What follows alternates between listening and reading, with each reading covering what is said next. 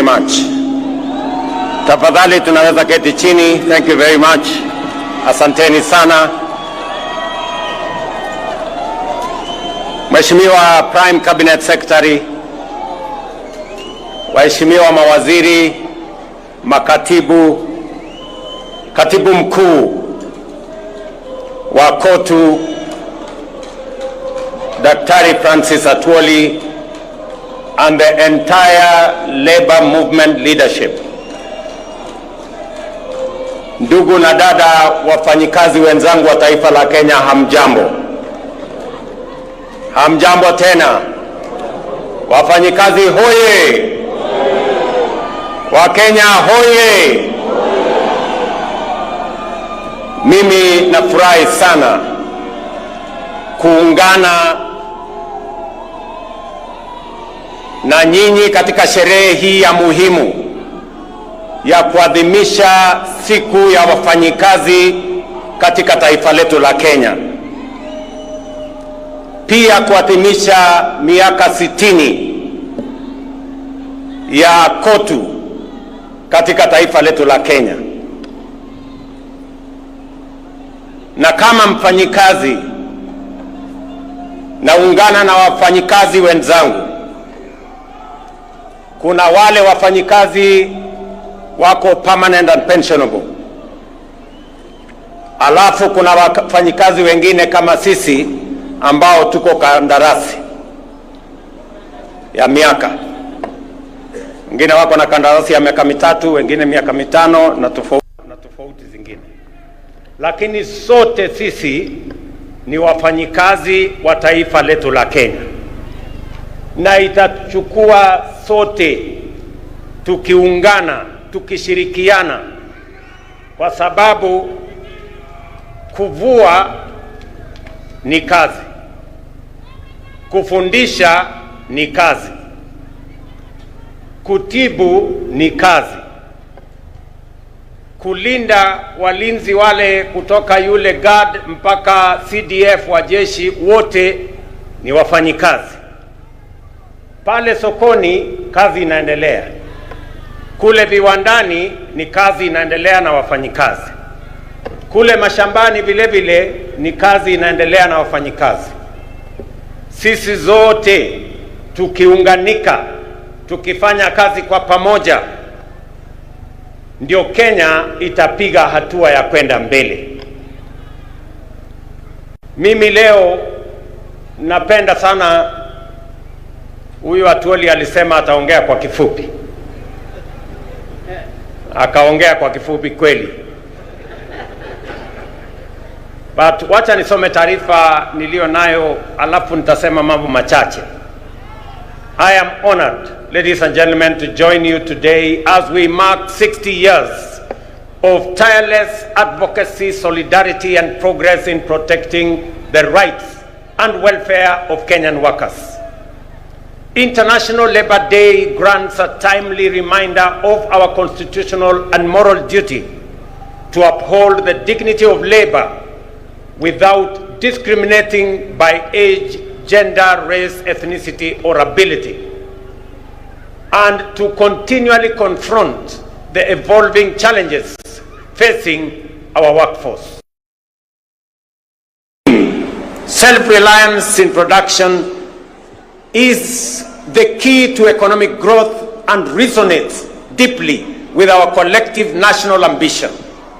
It calls on all of us as government, workers, entrepreneurs, and communities to champion a Kenya that is resilient, productive, and truly self-reliant. It is in this spirit that this week the Cabinet approved the 2025 Finance Bill, a key instrument in our ongoing national economic transformation quest. This bill has been carefully crafted to stimulate economic growth, deliver efficiency, and enhance competitiveness and expand opportunity. In fact, its provisions are designed to offer targeted relief for both businesses and workers and to support the spirit of enterprise and productivity. Notably, to improve workers' take-home pay, employers will now be required to apply eligible tax relief and exemptions directly when calculating pay as you earn, a significant shift from the current system where such reliefs can only be claimed from Kenya Revenue Authority. Precisely what Atwoli was talking about. I think he read my speech, and that is why he was raising those issues. This will increase efficiency and immediately benefit employees. Additionally, all pensions and gratuity payments for both the public and private sector will now be tax exempt. This reform is a recognition of the service and sacrifice of our senior citizens and workers, and a step towards ensuring that retirement is met with dignity, not stress. Small businesses will also benefit from simplified tax treatment, as they will now be allowed to fully deduct the costs of everyday equipment in the year of purchase, thereby eliminating unnecessary delays in accessing or assessing tax relief. Distinguished workers, ladies and gentlemen, when we speak of making Kenya truly self-reliant, I am proud to report to the nation that we are not merely making declarations. We are taking bold, concrete, and measurable steps. We are walking the talk, and here is why. For decades, our national savings culture was stagnant compared to our neighbors in Uganda and Tanzania and elsewhere. Until 2023, just 2 years ago, the average Kenyan worker saved only 200 shillings a month through the National Social Security Fund. Over a span of 60 years, we collectively as a nation managed to save 320 billion. In 2023, we operationalized the law mandating a savings contribution of 6% by both employee and employer, and the result has been remarkable and impressive.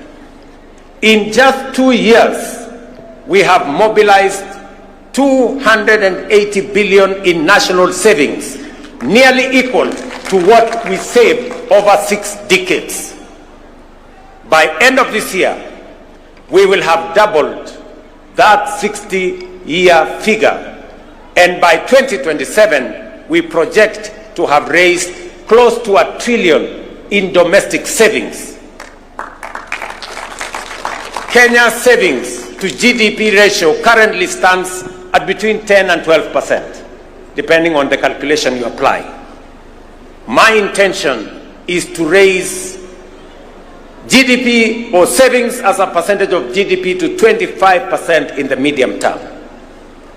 That will enable us as a nation to build a pool of resources that we can use to lend to the SMEs and the private sector, and we can grow more businesses and reduce the cost of borrowing, so that the double-digit borrowing of 18% or 20%, it is not possible for us to grow our economy, to grow more business, to expand enterprise if the cost of borrowing money is high. We must bring it down to single digit. And the route to bringing it down to single digit is to build greater savings in Kenya. I want to thank the Kenyan workers. I want to thank Dr. Atwoli and Kotu and FKE. When we sat down with them, they saw the point when I made the case to them that it is time for Kenya to measure up to what other countries are doing, and we have to make the necessary decisions so that Kenya can build savings in a manner that it will help us, one, reduce old age poverty. When I came here for celebrations, Atwoli here told me Kenya is number 92 in the worst countries with old age poverty. Because if you save 200 shillings, when you exit at 60, maybe the entire savings you will have made is like 70, 80,000. 70, 80,000 will not last you 2-3 months. And that is why after retirement, many workers die. So we must make sure that after retirement, all workers will have a decent livelihood and they can have a good measure of pension, and also make sure that they can have monthly income coming from their hard-earned savings when they had the energy to work.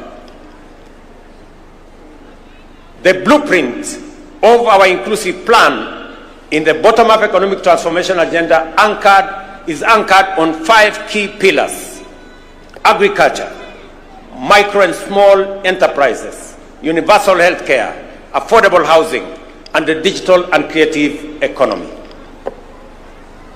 I must stand here to thank the Kenyan workers from across the divide. You all remember that in 2022, we had challenges of food insecurity. We had challenges of inflation. We had challenges of exchange rates. I want to say and to report to the country that after 2.5 years, our Kenyan farmers have done a tremendous job. They have produced food. We have supported them. We increased our maize production by 40% in the last 2 years. We increased our production of coffee. We increased our production of tea. We have increased our production of sugarcane. And today, our import bill, importing maize or sugar or the other commodities, has gone down because our farmers are producing more than they have done before. We must commend them because they are working for the people of Kenya.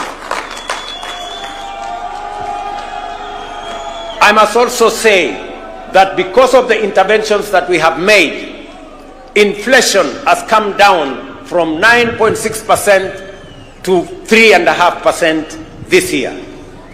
Exchange rate has come down from 165 to the dollar to now 129 to the dollar. We have expanded our foreign exchange reserves by 2.4 billion shillings. 240 billion shillings. So we have made progress. And that is the reason why the IMF last week listed Kenya as the 6th largest economy. In 2022, Kenya was the 8th largest economy. In 2.5 years, we have managed to overtake Angola, we have managed to overtake Ethiopia. Now Kenya is the 6th largest economy in Africa. In fact, it is the largest economy in East and Central Africa. And it is because of the Kenyan workers, the collective effort of our farmers, of our workers in industry, of our teachers, and everybody else that has contributed to moving Kenya to where we are today. I am very confident about the future of our country if we work together in the manner in which we are working together. In agriculture, our overarching goal remains to make farming profitable, stabilize farmer incomes, and secure national food security.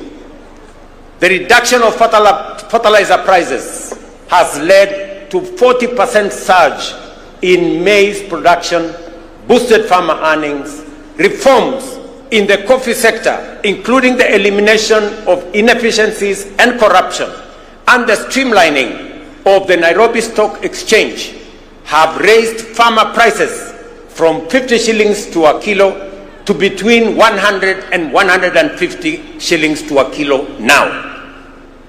Similarly, reforms in the sugar sector have revitalized the industry, leading to record production, better incomes, and bonus payouts for farmers, while creating thousands of new jobs. I recall with very deep personal satisfaction seeing Mama Redempta Makoha of Mumias receive a bonus check of 80,000 in January this year, money she has proudly used to advance her well-being. That is what real impact and transformation looks like.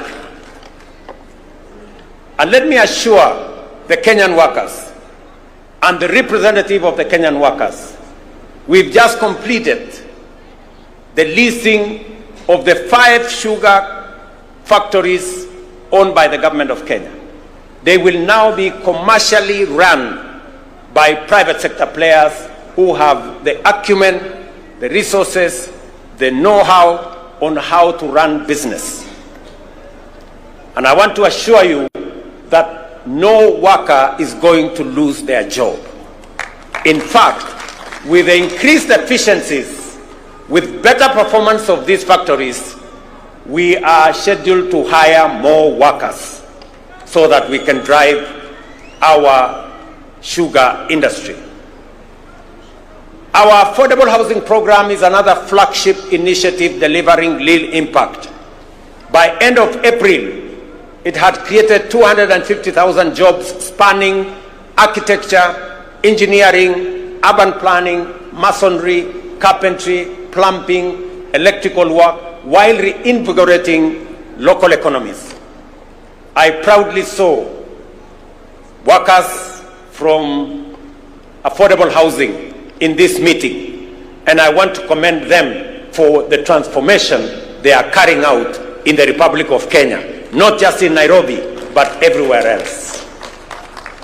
This program will, in the next few years, expand home ownership across the country. Ladies and gentlemen, the MSME sector remains the greatest untapped reservoir of employment in Kenya today. Our commitment to unlocking its potential is resolute. The Hustler Fund continues to deepen financial inclusion and support entrepreneurship at scale. To date, over 25 million Kenyans have accessed nearly 70 billion through the fund, with over 4.5 billion mobilized in savings. We have also introduced a 9-band credit rating system to formalize credit histories and unlock new opportunities for those without traditional collateral. Already, more than 4.5 million borrowers with A and B rating have qualified for the Hustler Fund Bridge product, linking them to commercial banks and paving the way to the formal credit market. Over 400,000 have transitioned to this product, with some accessing up to 150,000 without security, without title deeds, without logbooks. They can now have access to 150,000. These borrowers are the future of our enterprise and economy. Ladies and gentlemen, our education, we are closing the teacher shortage gap that existed in 2022 of 116,000. We have recruited over 76,000 teachers in the last 2 years. And we have set aside another 2.4 billion shillings in this year's budget to hire additional teachers, 20,000 of them, with effect from January next year. Further, the government has allocated another 1.6 billion for capacity building for teachers and another 1 billion for the promotion of teachers, so that we can have them assist us produce more human capital and more workers with skills and competencies to manage our economy and to run our country. This investment has improved student-teacher ratios, enhanced literacy and numeracy, and generated stable employment in communities across the country. Labor migration continues to be a cornerstone of our strategy to expand jobs for Kenyans. Last year, over 200,000 Kenyans secured jobs abroad. This year, we are strengthening our efforts through targeted recruitment and bilateral labor agreements. The newly opened Labor Attaché office in Berlin will help operationalize these partnerships and serve as a strategic hub for accessing opportunities in the broader European countries or European Union of 26 countries. The net well-being of workers is incomplete without health security. I am pleased to report that over 21 million Kenyans have registered under the Social Health Authority, up from 8 million under what was NHIF. This is a monumental leap towards universal health coverage. I urge every Kenyan to register, and I am happy that every day I watch the SHA portal, and every day between 45,000 and 50,000 Kenyans register. They are assessed, and we are moving the country towards universal health coverage. We are overcoming the teething problems that existed, and more Kenyans are beginning to realize that we can have universal coverage, reaching out to as many Kenyans as possible. Distinguished workers, ladies and gentlemen, the right to join a union for protection of the values of fair pay, safe working conditions, and the right to unionize is a constitutional guarantee. I have directed the Ministry of Labor and all relevant agencies to ensure that even employees under outsourced contracts can freely join trade unions and benefit from collective bargaining frameworks. Additionally, I am also pleased to announce that Kenya will ratify the two critical ILO conventions. ILO Convention number 189 of 2011 on domestic workers to safeguard their dignity and rights, and ILO Convention number 190 of 2019 on eliminating violence and harassment in the world of work. Dr. Mutua and team, you know what you need to do, so that when we come here next year, we will report to the Kenyan workers that we have ratified and we have concluded our work. As Dr. Atwoli has said,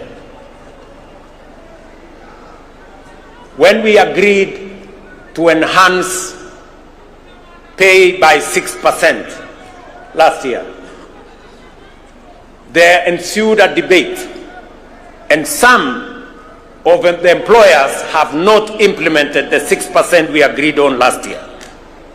It is not right, it is unacceptable, and I am directing the ministry to work with the head of public service to ensure that every employer makes sure that we implement the 6% increase of salary that we agreed upon last year, and to quickly embark on the exercise to put together the next agreement so that we can take it forward in the next time.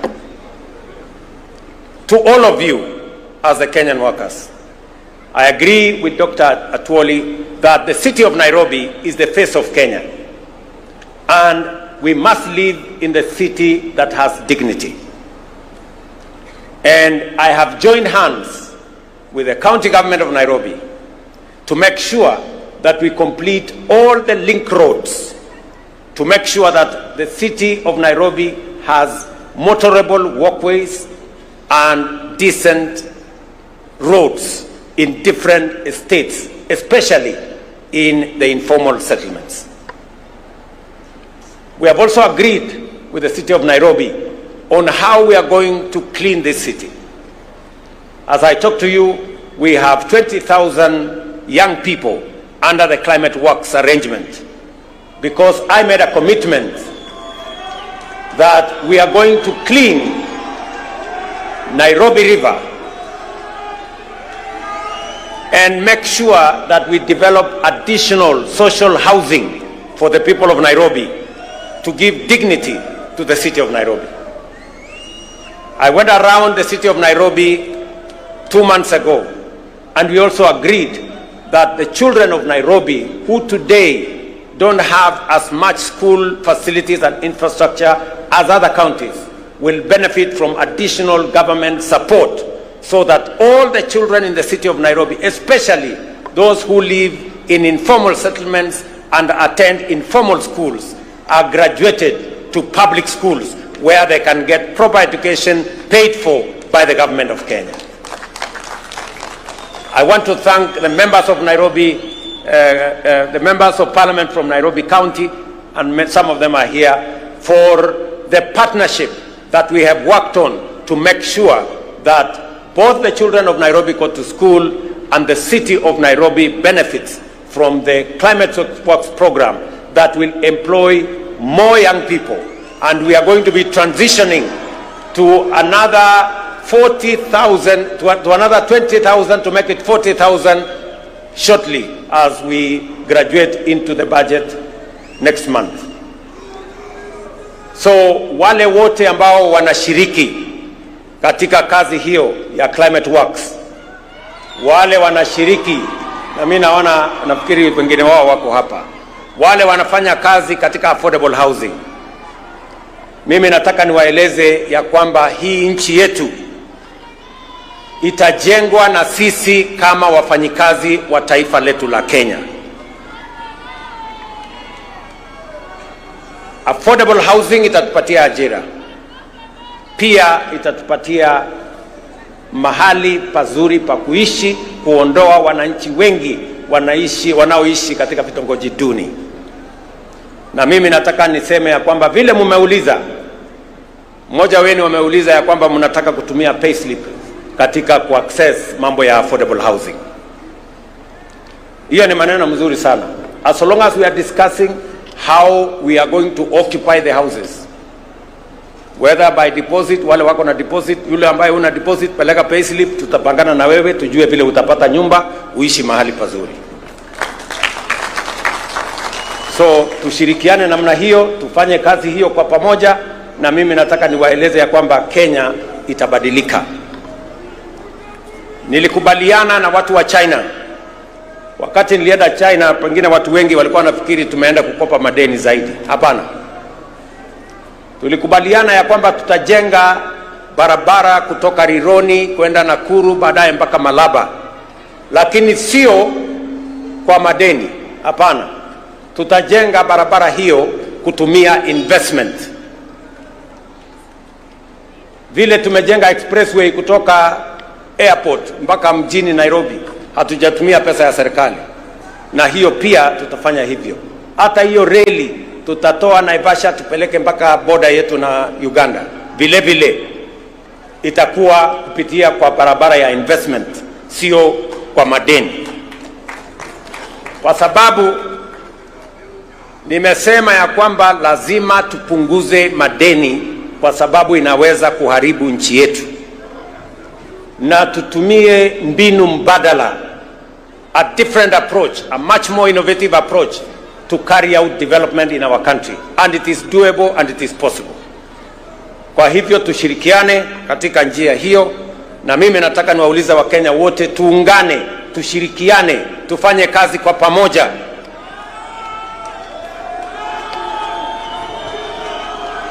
Uchaguzi inakuja 2027. Na Wakenya wataamua mambo ya uchaguzi 2027. Kwa sasa tushirikiane, kila mtu afanye kazi mahali ameajiriwa. Ikifika wakati huo kutakuwa na mtihani, 2027 kutakuwa na mtihani. Wale watapita mtihani wataendelea, wale wataanguka mtihani wataenda kulima, na dunia itasonga mbele. So Kenya inatakikana tuwe namna hiyo, tukijua ya kwamba tusiharibu muda wetu mkubwa tukigombana ugomvi pande hii, sijui nani atafanya wapi, sijui nani ndio nini. Hiyo ni mambo ambayo haiwezi kutusaidia kwa sasa. Kwa sasa tuzalishe chakula, tusaidie wakulima wetu, tusaidie kilimo, ituzalishie chakula, ituzalishie mambo ya agro processing, itupatie bidhaa ambayo tutauza nje ya nchi, tuweze kudhibiti uchumi wa taifa letu la Kenya.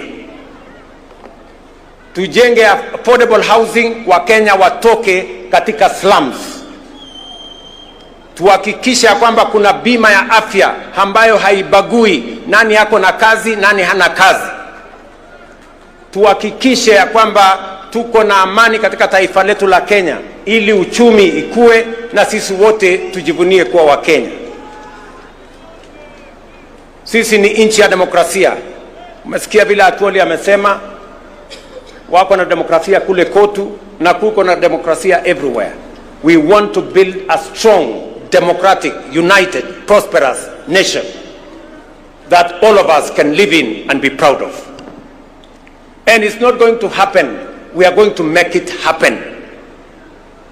And it's going to be a product, a prosperous Kenya is going to be a product of decisions that we make. We cannot be prosperous if we don't make the right decisions. We cannot develop if we make the wrong decisions. We must make the right decisions for the country to grow. And I want to promise the people of Kenya that I will always make the right decisions to make sure that Kenya makes progress. Because I owe it to the people of Kenya to make the right decisions. Sometimes they may not be popular, but they are the right decisions that will change the destiny of our country. If I did not make the right decisions in 2022, if I did not stop the subsidies of fuel and unga and all the other things, we would not be talking today that Kenya is the 6th largest economy in Africa. We would be talking about something else. So tunataka tushirikiane namna hiyo, tufanye kazi namna hiyo, and I am very confident about the future of our country.